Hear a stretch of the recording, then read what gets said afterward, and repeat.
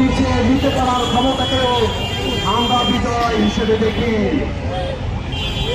৭১-এর ১৬ ডিসেম্বরের পর থেকে বাংলাদেশের রাজনৈতিক সিদ্ধান্ত বাংলাদেশের রাজনীতিবিদরা নিজেরা গ্রহণ করবে, ভারতের দাবিদাররা সেটা সহ্য করতে পারে নাই।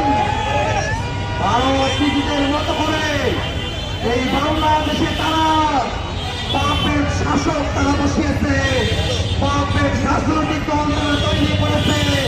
সেই রাজনৈতিক দলগুলোকে তারা ফুলিয়ে ফাটিয়ে বাংলাদেশের ১৬ বছর ধরে তারা বেশিরভাগ তৈরি করে রেখেছিল। ২৪ অভ্যুত্থানের মধ্য দিয়ে বাংলাদেশের জনগণ বাংলাদেশ থেকে ওই ভারতের পাপের স্বৈরাচার শেখ হাসিনা এবং আওয়ামী লীগকে যেমন উৎখাত করেছে, তেমনই ভাবে বাংলাদেশে ঘিরে থাকা দিল্লির আধিপত্যবাদের বিরুদ্ধেও বাংলাদেশের মানুষেরা তাদের উচ্চ কণ্ঠ তারা জারি করেছে। এই বাংলাদেশকে আর দিল্লির আধিপত্যবাদের মধ্যে দিয়ে বাংলাদেশের সম্ভাবনাকে নষ্ট করার আমরা কোনো সুযোগ দেব না।